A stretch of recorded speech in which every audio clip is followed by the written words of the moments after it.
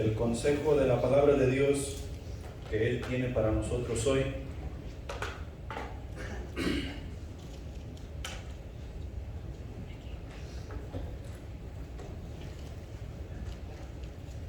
Hebreos capítulo 13, versículos 5 y 6.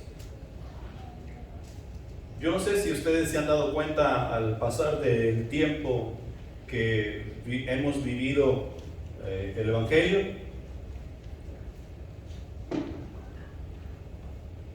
pero al mirar al cristianismo da un poco de tristeza, porque parece que hemos arruinado el caminar en el Evangelio más que lo hemos ayudado. Gracias a Dios que Él dice que ya ganamos, o sea, que ya vencimos, que siempre y cuando tú y yo, la iglesia, guardemos la fe que es en Cristo Jesús, no tu fe ni la mía, ni la fe en la iglesia, la fe que es en Cristo Jesús, ya ganamos. Y ahí es donde tú y yo nos tenemos que afianzar, nos tenemos que arraigar. ¿Se acuerdan mi definición de la palabra arraigar? Yo les di una explicación de lo que significa la palabra arraigar en el diccionario de Vicente Hernández.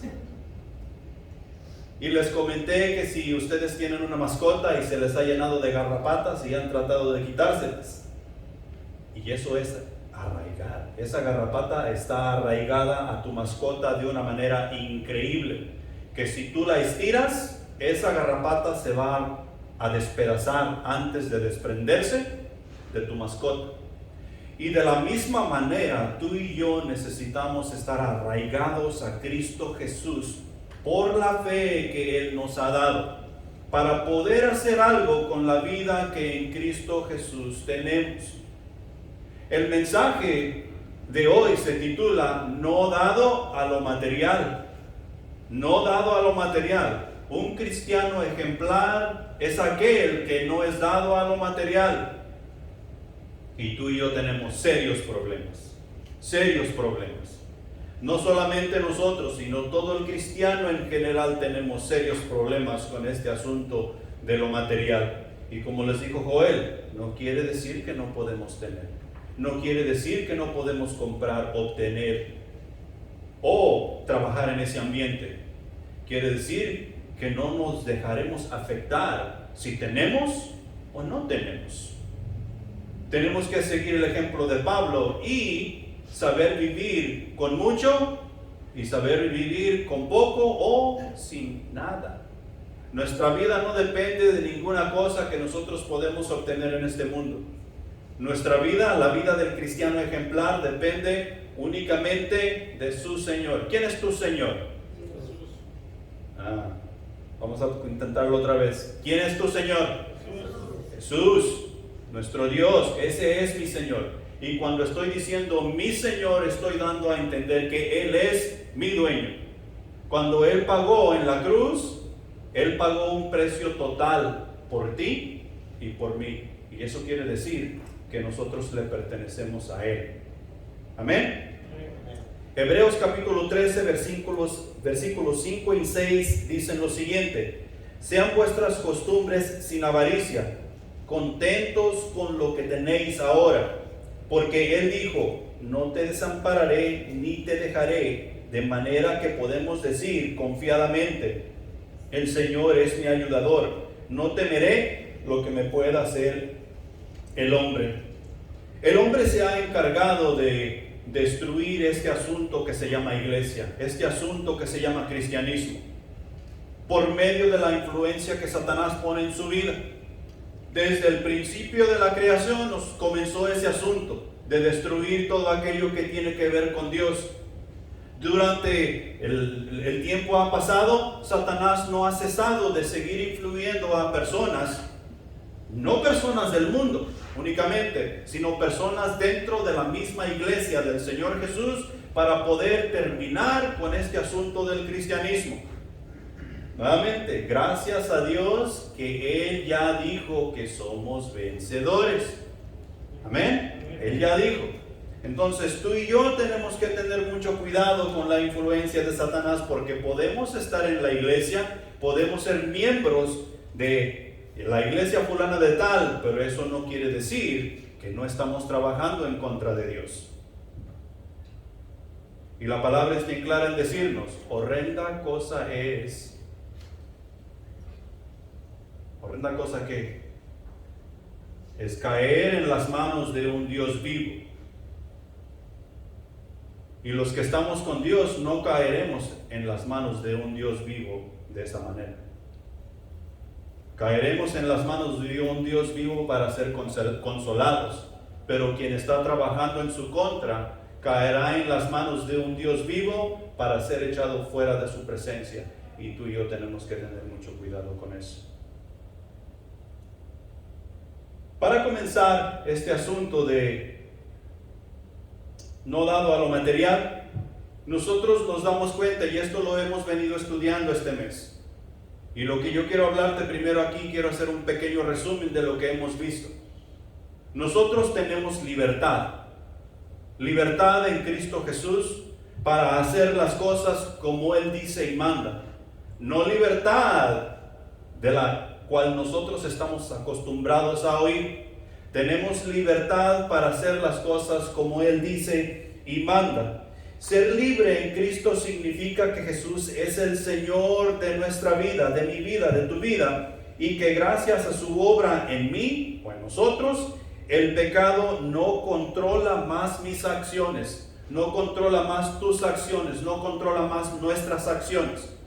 Nosotros, por la libertad que en Cristo Jesús tenemos, podemos decirle al pecado no, y podemos pelear en su contra. Tenemos toda la autoridad, tenemos todo el poder, porque Dios nos va capacitando mientras nosotros nos vamos adhiriendo a Él. Desde el momento en el que permitimos que Jesús reine en nuestras vidas, que nos llene con su presencia y nos transforme, Él nos da las fuerzas necesarias para obedecerle, porque de nuestra parte no hay ni siquiera eso. No hay una persona que pueda decir, hoy me levanté con ganas de ir a la iglesia, voy a ir a la iglesia. No hay. Romanos nos lo deja bien claro. No hay justo, no hay ni siquiera uno. Todos se desviaron, a una se hicieron, ¿qué cosa? Inútiles. Yo me imagino que Dios está viendo sobre la faz de la tierra y está buscando por todos lados, haciendo las ramas para acá, haciendo los árboles a un lado, las montañas, buscando a algún justo. Y en Romanos nos dice que no encontró ni siquiera uno. Pero en Cristo Jesús, tú y yo tenemos la posibilidad de ser obedientes a la palabra. En Cristo Jesús, tú y yo tenemos la autoridad de hacer las cosas como Él dice. Somos libres, pero no libres para hacer lo que nosotros queremos hacer, sino libres para servir a nuestro Dios, libres para obedecer su voz de mando, libres para adorarle en espíritu y en verdad. Y si recordamos bien, antes de llegar al conocimiento de Jesús, nosotros no éramos libres de hacer eso. Hay muchas personas sobre la faz de la tierra que hoy en día están en la casa de Dios levantando manos inmundas, pensando que están adorando al Dios del universo, y a quien se encuentran adorando es al príncipe del aire de este mundo. Y tenemos que realizar que en Cristo Jesús tenemos toda esa autoridad para poder hacer las cosas como Dios manda. Con su ayuda decimos no al pecado y sí a la voluntad de Dios. Allá en el libro de Juan, capítulo 8, versículos 31 y 32, Jesús, hablando con los judíos, les dice lo siguiente: si vosotros permaneciereis en mi palabra, seréis verdaderamente mis discípulos, y conociereis la verdad, y la verdad que hará para quien la escucha y la vive, serán libres. Serán libres. Y tú y yo tenemos esa libertad en Cristo Jesús, pero es necesario mantenernos en la palabra de Dios, mantenernos en la obediencia de la palabra de Dios, mantenernos en la práctica de la palabra de Dios. De lo contrario, no podemos decir que tenemos libertad. La vida que ahora tenemos, la tenemos con Jesús. Dios nos ofrece un nuevo comienzo lleno de vida abundante. Y eso es lo último que estábamos cantando. Dios nos ofrece una vida nueva, un nuevo comienzo lleno de vida abundante, la cual nosotros ni siquiera podemos comenzar a imaginar. Y cuando la comenzamos a vivir, nos quedamos atónitos. Nos da la esperanza para la eternidad con Él, y también nuestra vida aquí adquiere un nuevo sentido gracias a la presencia del Espíritu Santo que vive en cada uno de nosotros cuando hicimos ese pacto con Jesús.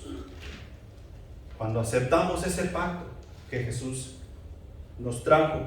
En Romanos capítulo 8, versículo 1 dice lo siguiente: ahora pues ninguna condenación hay para los que están en Cristo Jesús, los que no andan conforme a la carne, sino conforme al Espíritu. Estos que andan conforme al Espíritu son verdaderamente libres, no conforme a la carne. Y ese es un gran pleito que sucede dentro de nosotros. ¿Somos libres? No, ustedes o no han comido o no son libres. Somos libres, somos libres. La segunda cosa aquí es que por fe hemos de poner la mirada en la meta. ¿Cuál es la meta para el cristiano ejemplar? La meta para el cristiano ejemplar es la resurrección, porque por medio de la resurrección es el último paso que vamos a dar para vivir en la presencia de Dios por siempre, por la eternidad. El viernes estábamos platicando un poquito sobre estas cosas, y nosotros pensamos que cuando lleguemos allá a la casa de Dios va a ser así. Dios va a estar hablando y todos nosotros vamos a estar sentaditos cada quien en su respectivo lugar de banca. No vamos a dejar de ser bautistas. Todavía nos vamos a estar peleando por el pedacito de banca que vamos a ocupar. Pero ni siquiera podemos comenzar a imaginarnos. Porque la palabra de Dios nos dice que lo que vivimos aquí dentro del cristianismo, obedeciendo a la palabra de Dios, son solo sombras de lo porvenir. Y en las sombras nosotros no podemos identificar exactamente lo que nosotros estamos viendo. Hay veces que le atinamos, pero la mayor parte del tiempo no sabemos qué es lo que estamos viendo. Cuando nosotros lleguemos a la presencia de Dios, nosotros nos vamos a quedar con la boca abierta. Hay muchos que decimos: no, es que cuando yo llegue yo voy a buscar al profeta fulano de tal y le voy a preguntar sobre lo que escribió aquí. No, cuando yo llegue allá le voy a preguntar a Moisés que por qué golpeó la roca en vez de hablarle, hubiera entrado a la tierra prometida. Cuando yo llegue allá voy a llegar con Jesús y le voy a preguntar tal cosa. Tú no vas a hacer nada. Lo que tú vas a hacer es, tú vas a llegar, tú vas a ver al maestro y vas a azotar. Vas a azotar en adoración a tu Señor. Tú no vas a poder ni siquiera hablar, creo yo. Así como cuando el derramamiento del Espíritu Santo cae sobre nosotros, que no podemos pensar, no podemos hablar, no podemos hacer absolutamente nada, sino que únicamente ¿qué hacemos? Llorar, como niños. A todos nos ha pasado en un tiempo u otro. Y esto es solo sombras de lo que será allá. Mis hermanos, esto es por fe. Es por fe que tú y yo tenemos que creer esto. Si nosotros no funcionamos por fe, no estamos viviendo la vida cristiana. No esperes ver el resultado de todas las cosas que Dios te dice que van a suceder, o que vas a obtener, o que debes tú llevar a cabo. Ni esperes poder tocarlo. Este asunto es por fe. El cristiano ejemplar vive por fe. Por fe es que nosotros tenemos que movernos. Por fe es que caminamos a la meta. Ya en Colosenses capítulo 3, versículos del 1 al 3 dice lo siguiente: si pues habéis resucitado con Cristo, buscad las cosas de arriba, donde está Cristo sentado a la diestra de Dios. Poned la mira en las cosas de arriba, no en las de la tierra, porque habéis muerto y vuestra vida está escondida con Cristo en Dios. ¿Cuáles son las cosas de arriba? Las cosas de arriba son las que nosotros estamos aprendiendo aquí en la casa de Dios. Mientras nosotros estamos en discipulado, mientras nosotros vamos creciendo en el cristianismo, se nos pide que nosotros seamos cristianos ejemplares, predicando la palabra de Dios, llevando el evangelio a las naciones, practicando las armas espirituales para poder defendernos de los agentes del mal, que vistamos la armadura de Dios para poder estar preparados y listos para toda batalla espiritual. Y esas son las cosas que nosotros podemos ver que hemos aprendido de lo celestial. ¿Dónde está vuestro tesoro? Aquí, en el banco, en el BBA, en el PNC, en el Washington Mutual. Alguien sí no existe. Si tenías fortuna ahí, ya se acabó. No. La fortuna del cristiano ejemplar está en los cielos. Nuestra mirada debe estar en los cielos. Y no nos pongamos a ver para arriba, a ver si lo miramos. Es por fe. Es por fe que tú y yo necesitamos creer que ahí está. La meta de los hijos de Dios es estar con Él por la eternidad. Ahora nos damos cuenta que era necesario que Jesús padeciera en la cruz. Pero antes no nos habíamos dado cuenta y decíamos que íbamos a estar con Cristo por la eternidad. Pero ahora que tenemos esa meta, podemos darnos cuenta que era necesario que Cristo padeciera para poder nosotros tener ese pacto con Dios e ir a la eternidad con Él. También nos damos cuenta que tenemos un lugar en la iglesia y es necesario estar activo en ello. Tenemos un lugar, aquí hay un lugar para todos y cada uno de ustedes. La estructura de la iglesia tiene lugar para cada miembro, tiene lugar para cada persona. Hay un trabajo que necesitamos llevar a cabo, que tiene una meta celestial, no terrenal. Y estoy pasando esto porque muchos de los cristianos en general pensamos que el simple hecho de ir a la iglesia es suficiente. Y déjame decirte que no. Si fuera suficiente mostrar tu presencia en la fábrica donde trabajas, en la compañía donde trabajas, y no estar participando en nada y esperar recibir un cheque el día viernes, ¿qué va a suceder? No, nada. Es más, te van a decir: tú no trabajas aquí, tú no puedes estar aquí. Hemos hecho un pacto con Dios, y este pacto es en Cristo Jesús. ¿Qué nos hace pensar que no debemos hacer nada? Y no es que lo estemos comprando, no es que estemos pagando por ese favor. Nos movemos por amor, porque realizamos lo que Jesús ha hecho por nosotros y trabajamos en esa fe. Al mismo tiempo, tenemos un llamado con el cual cumplir, que nos ha sido encomendado por el Dios del universo. Él nos ha dicho: vayan y hagan discípulos. Él nos ha dicho: congréguense. Él nos ha dicho: adórenme en espíritu y en verdad. Y un sinnúmero de cosas que nosotros podemos encontrar en la palabra de Dios. Allá en Hebreos capítulo 11, versículo 1 dice lo siguiente: es pues la fe, la certeza de lo que se espera, la convicción de lo que no se ve. Muchos queremos vivir el cielo aquí en la tierra y eso no es posible. Lo que nosotros vamos a vivir aquí en la tierra es la obediencia de la palabra de Dios, lo cual nos va a dar un vistazo a lo porvenir, que es la eternidad con Dios, pero va a ser por fe. Lo cual nos lleva a lo siguiente. La disciplina es indispensable y por consiguiente necesaria. ¿A quién le gusta la disciplina? A nadie. A nadie nos gusta la disciplina. Tú puedes ir y buscar el niño más pequeño que comienza a entender. Aquí nosotros tenemos un niño que se llama Elías. Trata de darle disciplina, a ver qué te dice.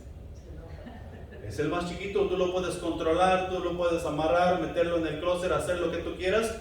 Está pequeño, tú lo vas a vencer, pero trata de darle disciplina, a ver qué le parece.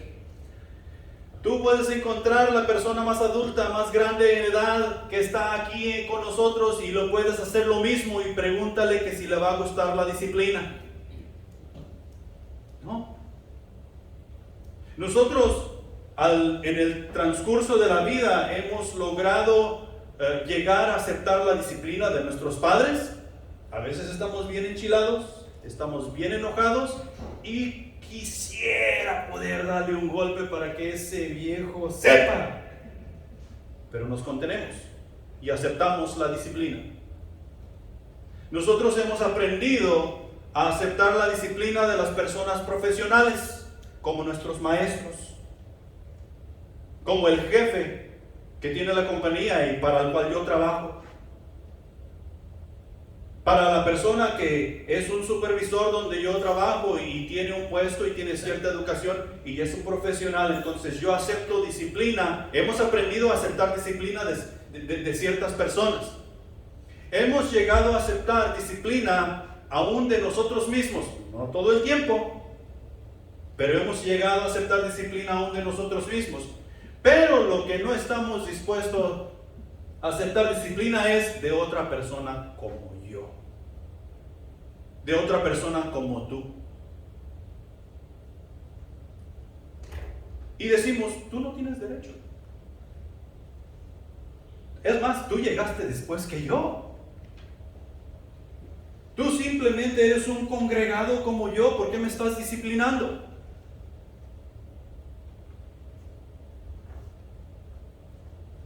¿De dónde viene la disciplina que nosotros ejercemos como iglesia? De Dios, ¿va? ¿Y estamos esperando que Dios venga en persona y ejerza la disciplina? ¿Quién la va a ejercer? La iglesia, por medio de la estructura, por medio de las personas que Dios pone en posición. Y ya sé que están pensando, esto le conviene a usted, ¿verdad? Porque usted es el pastor. ¿A que sí? Puedo leer sus mentes, ¿verdad?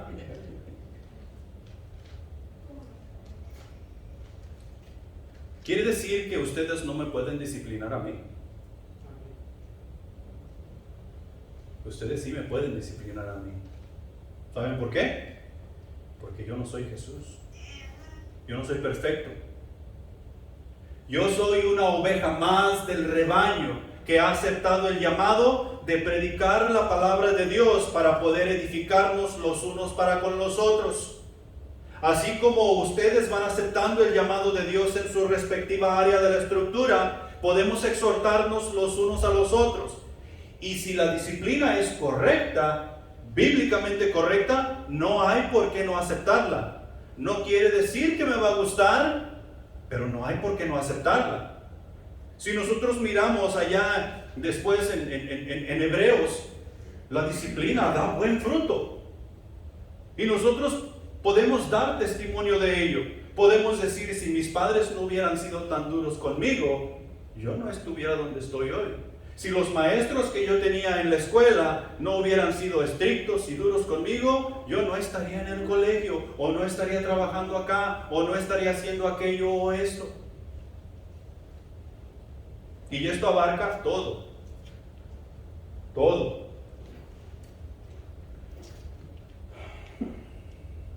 Hebreos capítulo 12, versículos 11 al 17.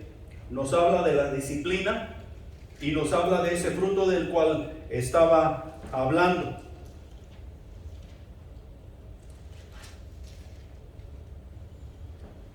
Y aquí nos da un gran ejemplo.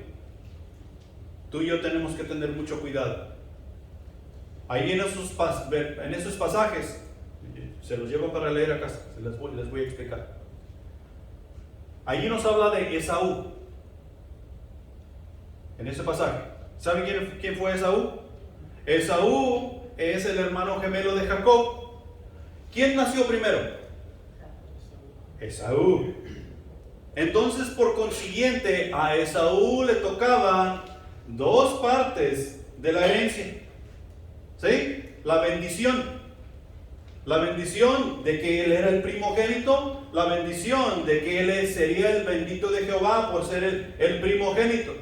Pero un día que Esaú andaba en el campo y andaba de cacería, que llegó a casa bien cansado y agitado, y Jacob estaba en casa preparando un guisado de lentejas.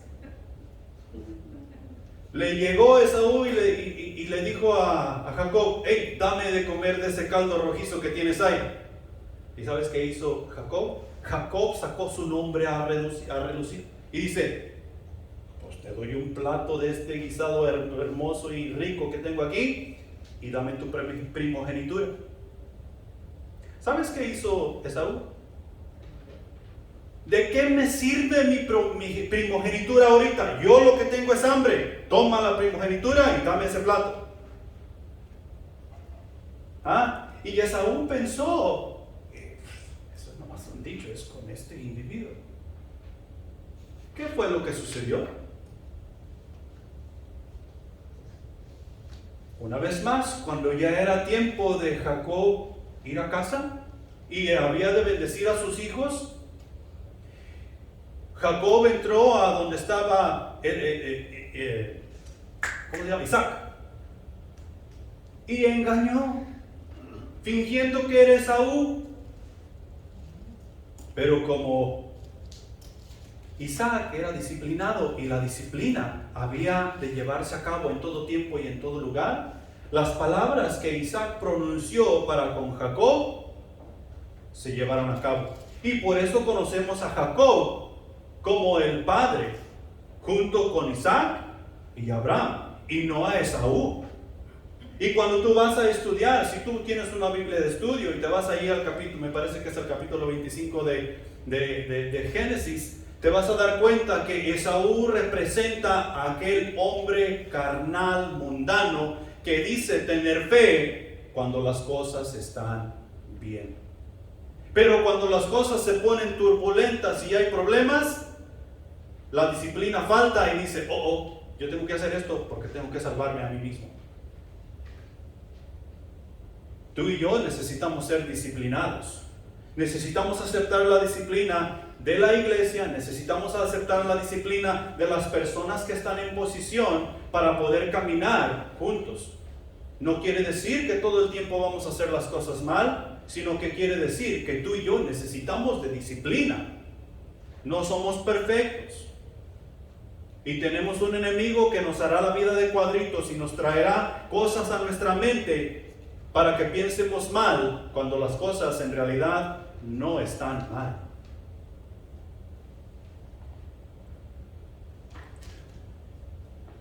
Para terminar con esto, Hebreos capítulo 12, versículo 7 dice lo siguiente: si soportáis la disciplina, Dios os trata como a hijos, porque ¿qué hijo es aquel a quien el Padre no disciplina? Todos queremos ser tratados como hijos. Nosotros nos encontramos personas en la calle y los saludamos: hey, ¿cómo estás, fulano de tal? ¿Y qué te contestan? Bien, gracias a mi Padre Dios. ¿Y dónde estaban? ¿Acaso estaban en la casa de Dios cuando debían estar en la casa de Dios? ¿Acaso aplican la palabra de Dios a sus vidas como nadie? No, pero todo el mundo pensamos que somos hijos de Dios cuando realmente no lo somos. No aceptamos la disciplina del Señor o de nadie y decimos ser hijos de Dios. El versículo es bien claro en decirnos que si aceptamos la disciplina, Dios nos trata como a hijos. ¿Y qué hijo no necesita ser corregido? Hoy tenemos una generación de hijos que no son corregidos y son unos malcriados de primera. ¿Quién tiene la culpa? Los padres. Porque aparte de que los padres no los disciplinan, no dejen que nadie más los toque. Y esos hijos no vivirán largas vidas, porque no les es dada la disciplina necesaria. No nos hemos acercado a la religión, nos hemos acercado al Dios del universo. Nos hemos acercado al Dios del universo, y esto tiene que ver con el mensaje de hoy. No salimos de una religión para irnos y meternos en otra.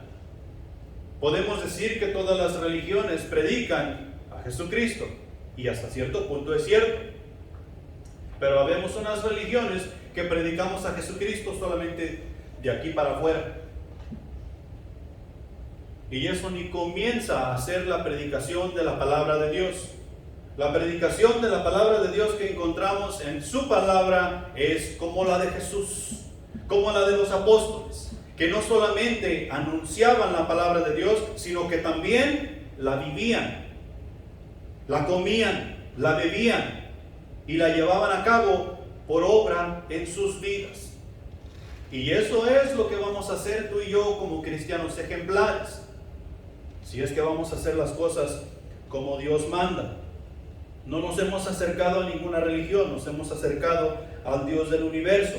Hebreos 12:25 dice lo siguiente: mirad que no desechéis al que habla, porque si no escaparon aquellos que desecharon al que los amonestaba en la tierra, mucho menos nosotros si desecharemos al que amonesta desde los cielos.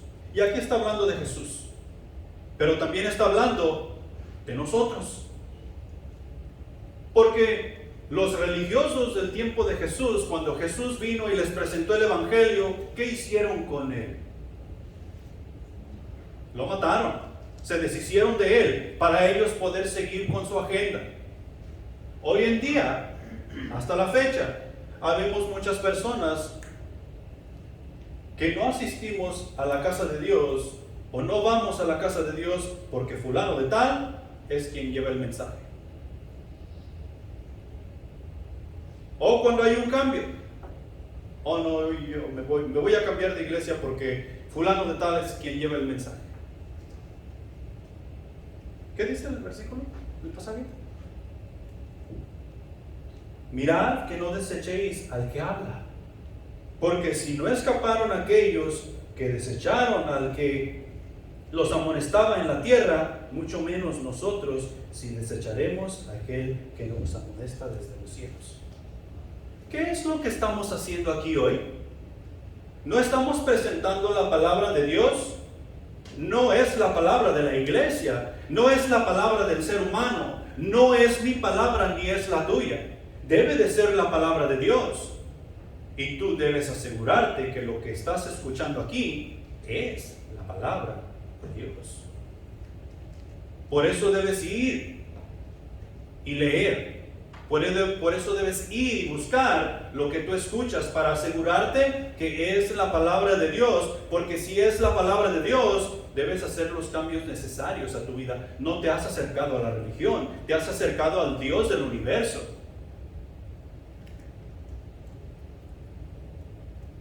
¿Cuál es la razón por la que estamos en la iglesia? Y aquí muchos cristianos, ahora sí, con la filosofía de mi hermanazo que conocí hace mucho tiempo, aquí es donde la puerca tuerce el rabo. Porque muchos cristianos estamos en la iglesia porque hemos sido salvos. Muchos cristianos estamos en la iglesia porque yo llegué aquí por mi propia voluntad. Y eso es cierto. Estamos en la iglesia porque hemos sido salvos. Estamos en la iglesia porque voluntariamente yo decidí aceptar a Jesucristo. Pero la razón de mero abajo, o sea, la razón que es la base por la que estamos en la iglesia, es la misma razón por la que Cristo mandó a su Hijo a morir por ti y por mí. ¿Qué nos dice Juan 3:16? Porque de tal manera amó Dios al mundo. ¿Sí? Dios nos amó tanto antes de que nosotros le conociéramos a Él, que decidió mandar a su Hijo sabiendo que lo íbamos a rechazar, sabiendo que lo íbamos a crucificar, sabiendo que lo íbamos a matar y maltratar y colgar en un madero. Nos amó tanto que estuvo dispuesto a ver a su Hijo morir en nuestras manos para que tú y yo pudiésemos tener una esperanza de vida. ¿Cuál es la razón por la que estamos en la iglesia? Debe de ser por amor, porque hemos realizado lo que Jesús hizo por mí. Es cierto, estoy en la iglesia porque soy salvo. Si no fuera salvo, no pudiera ver el amor de Dios. Si no lo hubiera aceptado con mi propia voluntad, no pudiera ver el amor de Dios. Pero muchos de nosotros estamos en la iglesia por la razón equivocada. He ahí la razón, la mediocridad de nuestro servicio. Debe de ser por amor. ¿Qué cosa nosotros no vamos a hacer por amor? Por amor vamos a hacer todas las cosas legítimamente. Ese asunto de que en el amor, ¿cómo está en la guerra y todo se vale? Eso es mentira. Eso es mentira. Si nosotros amamos y nosotros vivimos la vida cristiana con amor, nosotros vamos a hacer todas las cosas legítimamente. Y sabemos que si hacemos las cosas legítimamente, muchas de esas veces nosotros vamos a estar en serios problemas, porque estamos haciendo las cosas correctamente. Regresándonos, tenemos que recordar que nuestra vida es por fe. Por fe. Y te puedo dar un montón de ejemplos en cuanto a lo que Dios nos dice en su palabra. Pero necesitamos avanzar. Tengo 3 puntos prácticos para que tú te lleves y practiques y apliques. Punto número 1. Nuestro compromiso es con Dios. El compromiso que tú tienes en la salvación para que funciones por amor no es con la iglesia, no es con tu marido, no es con tu esposa, no es con tus hijos. El compromiso que tú tienes es con Dios. Con Dios. Tampoco es con tu pastor.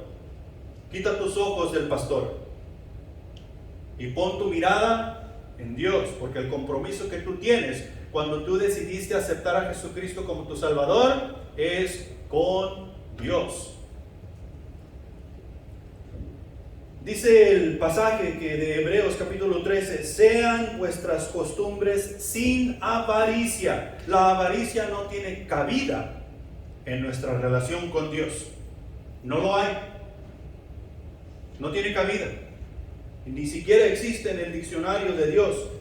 No podemos dejarnos llevar por las costumbres y tradiciones, sea cual sea. No importa. No importa cuál sea el trasfondo del cual vengamos, no importa si la tradición que la cual nosotros tratamos de vivir ha estado en nuestra generación, en nuestra familia, por edades. En Cristo Jesús tenemos una vida nueva.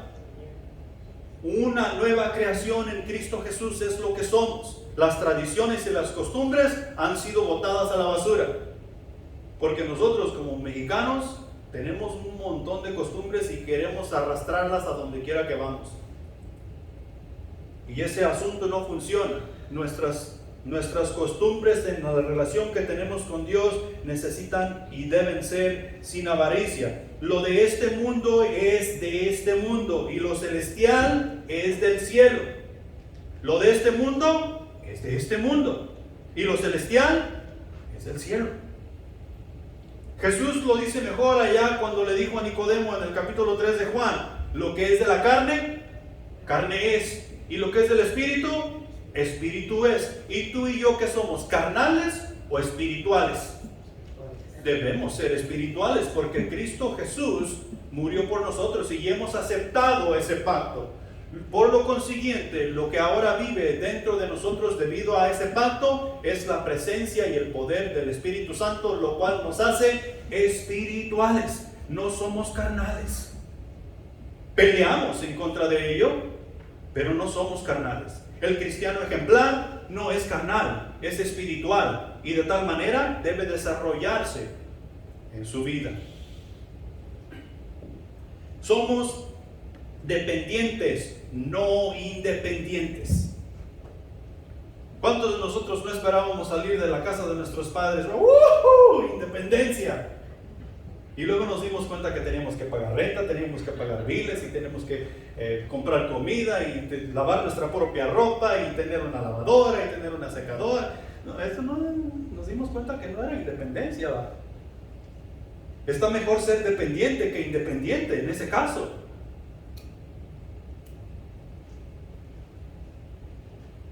¿Tú crees que viviendo en el mundo sin Cristo Jesús éramos independientes?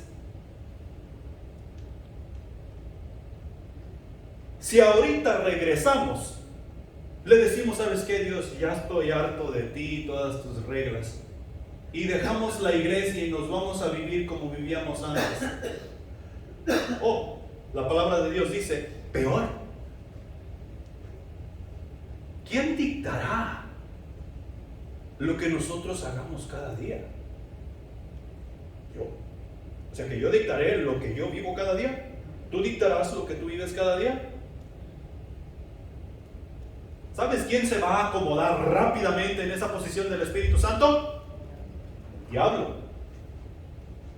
Y el diablo es astuto. No te va a decir, ¿sabes qué? Soy el diablo y aquí estoy para manejar tu vida. No te va a decir eso. El diablo te va a hacer creer que estas son tus decisiones, que esto es lo que tú quieres hacer. Y te va a ayudar y hasta la puerta te va a abrir. Y no cuando vayas a 80 millas por hora, cuando el carro esté estacionado. Y te va a hacer pensar que todo este asunto que estás viviendo en la carne es realmente idea tuya. En Cristo Jesús, nosotros somos 100% dependientes de Dios.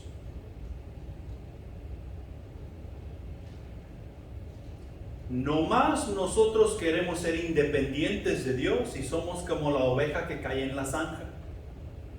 Su pastor la saca, la oveja comienza a correr toda contenta y feliz, y 5 minutos después, ahí está en la zanja otra vez.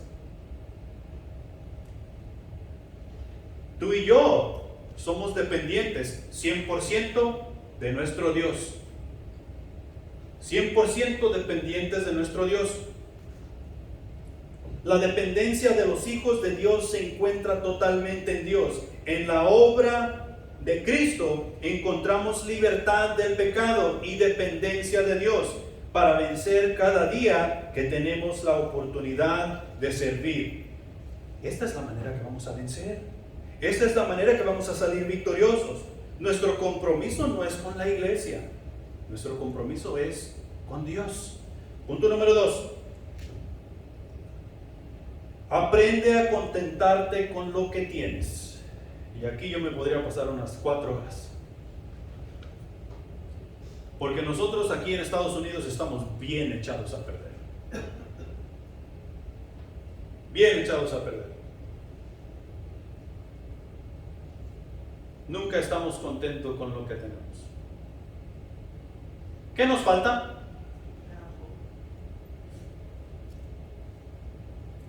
¿Alguna vez se han quedado sin comer? ¿Alguna vez se han quedado sin beber un vaso de agua? ¿Alguna vez se les ha ponchado su carro y no han tenido una llanta para ponerle? ¿No? Y si acaso no tenían una refacción, le hablaron a su amigo, le hablaron a su compadre, a su comadre, y en horas ahí estaban con una refacción. Ten, para que le pongas a tu carro, comadre, y no te quedes aquí tirada. Y vamos a la siguiente. ¿Sabes qué? Necesito una llanta nueva para regresarle la llanta a mi comadre. ¡Hey! Venga una llanta, por favor. La tarjeta de crédito, dinero cash, sacamos la chequera, aunque no tenga fondos, pero sacamos la chequera. No nos falta absolutamente nada. Necesitamos aprender a contentarnos con lo que tenemos. El versículo dice: contentaos con lo que tenéis ahora. Hasta cierto punto los cristianos que nos encontramos en este país hemos sido contagiados con el evangelio de la prosperidad que a veces tanto odiamos y criticamos. Porque no estamos dispuestos a vivir sin aire acondicionado. Amén, hermano, amén. No estamos dispuestos a tener nuestra casa sin una lavadora de trastes, sin un zinc en la cocina. No estamos dispuestos a vivir en la casa sin un baño adentro de la casa. No estamos dispuestos a vivir sin ninguna de esas comodidades. La cama que tengo está muy dura, yo necesito otra más suave. La cama que tengo está muy suave, necesito otra más dura. Y la lista sigue y sigue y sigue. No estamos dispuestos a vivir sin ninguna de esas cosas. En tiempos pasados estaba ya tenía más de 20 años, puedo decir, una señora joven. Y el asunto de ella es que yo no puedo vivir sin crema para mis manos. Imagínate tú. Es una necesidad. Y lo hemos hecho tan loco. Y este asunto que les digo que hasta cierto punto hemos sido contagiados con el evangelio de la prosperidad. Parece chiste, pero es cosa seria. Porque si estamos contagiados con este evangelio de la prosperidad, nosotros vamos a estar dispuestos a cambiar nuestra fe por cualquier cosa. Y no la fe que podemos tener en la religión, la fe que podemos tener en Cristo Jesús. Porque no estamos dispuestos a vivir sin esas cosas. Imagínate tú que no tuviéramos aire acondicionado en este edificio. ¿Cuántos hubiéramos llegado? Tal vez les hubiera hablado, hey, vamos a hacerlo virtual, conéctense. ¿Tienen aire acondicionado en su casa? Si no, vente para la mía. Hey, ¿sabes qué? Yo no tengo aire en mi casa, ¿me puedo ir para la tuya?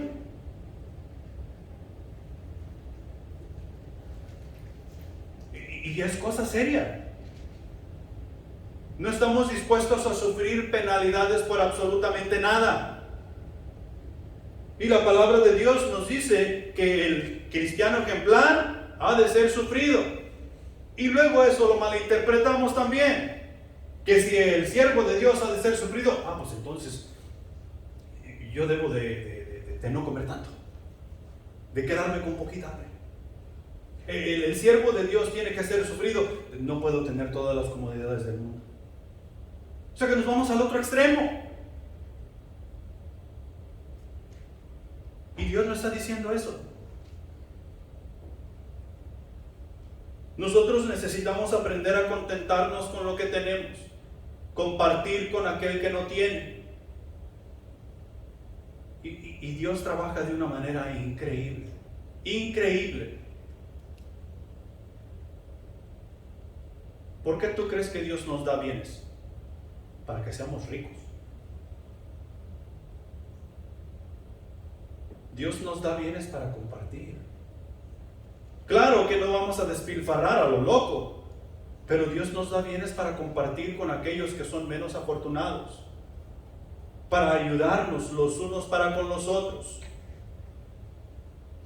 no para andar facheando por todos lados y decir, mira lo que tengo yo y tú no tienes. Tampoco quiere decir que no podemos tener cosas buenas, pero tenemos que tener cuidado al decir, yo necesito aquello para ser feliz. Yo necesito esto para ser feliz. Me hace falta eso en mi vida.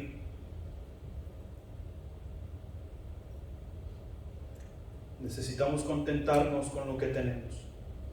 Dios dice, no te desampararé ni te dejaré. Y Dios no miente. Dios estará con nosotros mientras las cosas estén bien y también cuando las cosas estén de la patada, estén mal. Dios estará allí en todo tiempo mientras nosotros guardemos nuestra fe. Él estará ahí. Dios también nos dice, he aquí yo estoy con vosotros todos los días hasta el fin del mundo. Porque sabe que llevar el evangelio a cabo no será cosa fácil y nos enfrentaremos a toda la corriente de este mundo. Yo estaré con vosotros todos los días hasta el fin del mundo. Dios también nos dice, no os afanéis por vuestra vida, qué habéis de comer o qué habéis de beber, ni por vuestro cuerpo, qué habéis de vestir. Y nos da un ejemplo de los pajaritos, de las flores y todas esas cosas. Y a veces Nuestro closet está lleno y está repleto de ropa y nos levantamos por la mañana. Me han invitado a la iglesia y no tengo que ponerme. Necesito ir a la tienda y comprarme un vestido nuevo, un traje nuevo, porque no tengo que ponerme para ir a la iglesia mañana. Si voy de fachas, ¿qué dirán? Preocúpate más por lo que va a decir Dios, no por lo que la gente va a decir.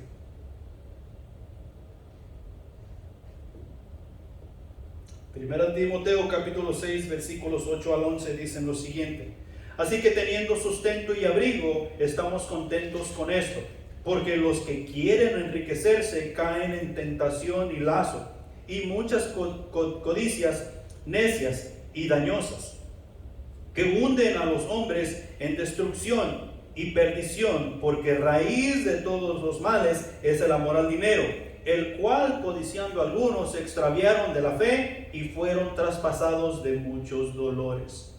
Y eso lo podemos ver en nuestra vida actual, en la actualidad. Y lo podemos ver en cada era del tiempo. Punto número 3. Vivimos en la misericordia de Dios. Tú y yo necesitamos analizar que vivimos en la misericordia de Dios. Por la misericordia de Dios es que aún podemos estar activos en la iglesia. Por la misericordia de Dios es que podemos levantarnos cada mañana e ir a hacer nuestros quehaceres diarios. Por la misericordia de Dios es que podemos vernos los unos para con los otros. El pasaje dice: el Señor es mi ayudador. Y cuando dice el Señor es mi ayudador, está hablando de juicio y está hablando de esperanza. Como que estos son dos cosas contrarias. Dos cosas contrarias. Pero tenemos que tomar en cuenta las dos. Cuando Él está hablando, el Señor es mi ayudador, está hablando de el juicio que Dios traerá. Y Dios me ayudará a estar aquí haciendo el trabajo que Él me ha mandado hacer hasta que Él diga, ya es tiempo. La cual es la esperanza que me espera en el porvenir. Después de que este asunto termine en este mundo, estaré con Él por toda la eternidad. Hay una esperanza. Jeremías nos habla de esto allá en Lamentaciones, capítulo 3, versículos 22 y 23, que dicen lo siguiente: por la misericordia de Jehová no hemos sido consumidos, porque nunca decayeron sus misericordias, nuevas son cada mañana, grande es tu fidelidad. Jeremías escribió el libro de Lamentaciones después de que ellos cayeron cautivos con Babilonia. O sea que Jeremías está escribiendo esto mientras estaba en la cautividad. Y tiene mucho con el juicio y con la esperanza, porque ellos estaban en la esclavitud. Y la esclavitud sabemos que no es nada bonita. Hay maltrato, hay desnutrir, hay de todo. Y Jeremías está diciendo, esto es el juicio de Dios por nuestra desobediencia. Pero también está diciendo, esta es la esperanza que en Cristo Jesús tenemos, porque de Él somos dependientes de Él. Lo que con Él tenemos es por siempre. La misericordia de Dios hacia nosotros no tiene fecha de caducidad. Por si acaso nosotros pensábamos que se iba a terminar, que se iba a acabar la misericordia de Dios.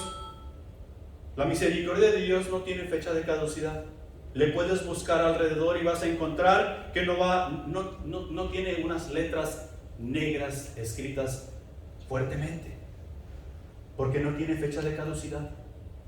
Nosotros nos levantamos mañana y la misericordia de Dios es nueva. Y si tenemos la oportunidad de levantarnos el año que viene, y la misericordia de Dios va a ser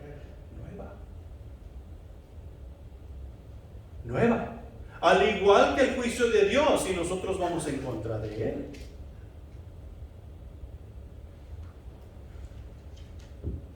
Los creyentes seguimos pecando y entristeciendo al Espíritu, pero el perdón de Dios siempre está disponible. Todo lo que tenemos que hacer es pedirlo, buscarlo. Dios está dispuesto a perdonarnos. Y si nosotros vamos con un corazón que no es sincero, no obtendremos ese perdón. Pero Dios no mira lo exterior, sino que mira el corazón, lo interior. Y Dios sabe cuando nos acercamos a Él con un corazón sincero y su perdón está disponible. Su palabra nos dice que tenemos a Jesucristo el justo. Mientras vamos, el Señor nos ayuda en cada instante de nuestra vida. Él quiere que dependamos de Él y también quiere que aprovechemos los beneficios de su bondad y de su amor. Por eso nos llama a su pueblo, por eso nos llama a sus hijos, por eso nos envía al mundo y por eso quiere que hagamos el trabajo que Él nos ha mandado hacer. Y para concluir, ya para cerrar, quiero dejarte con este pasaje. En Hebreos capítulo 13, versículos 15 al 16, dice lo siguiente: así que ofrezcamos siempre a Dios por medio de Él sacrificio de alabanza, es decir, fruto de labios que confiesan su nombre. Y de hacer bien y de la ayuda mutua, no os olvidéis, porque de tales sacrificios se agrada Dios. Esto es la iglesia en acción, que depende totalmente de su Señor y que está cuidando su testimonio, no dado a la avaricia, cuidando qué dice y qué hace en todo tiempo y en todo lugar. Eso somos tú y yo, si es que queremos ser los cristianos ejemplares que Dios dice que tú y yo somos. Pongámonos de pie. Vamos a dar gracias a nuestro Dios. Y mira, no hay cristiano perfecto. Todos tenemos nuestras fallas, todos tenemos nuestras dificultades, pero todos tenemos la decisión de venir ante Dios y buscar ese perdón, buscar ese favor de Dios. Yo no lo puedo hacer por ti, ni tú lo puedes hacer por mí. Necesitamos estar bien con Dios todo el tiempo. Su misericordia es nueva cada mañana.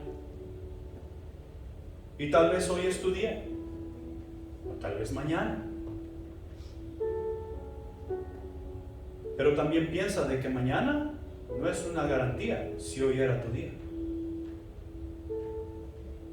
Y si no estás aquí el día de mañana, enfrentarás al Dios del universo en persona. La razón por la cual nos reunimos es para animarnos los unos a los otros, alabando a nuestro Dios, celebrando lo que Él hizo por nosotros. Oremos. Padre Celestial que estás en los cielos, gracias te damos por tu amor y por tu misericordia. Gracias por la palabra que ha sido expuesta en esta mañana. Pedimos que tu Espíritu Santo la ayude a fermentar en nuestros corazones y para nosotros poder llevarla por obra en nuestras vidas. Bendice a cada uno de los presentes, mi Señor, y ayúdanos a hacer los cambios necesarios para poder ser esos cristianos ejemplares que tú quieres que seamos. Despídenos en paz, mi Señor, y ayúdanos a disfrutar del compañerismo. Te lo pedimos y te lo agradecemos en el nombre de Cristo Jesús. Amén.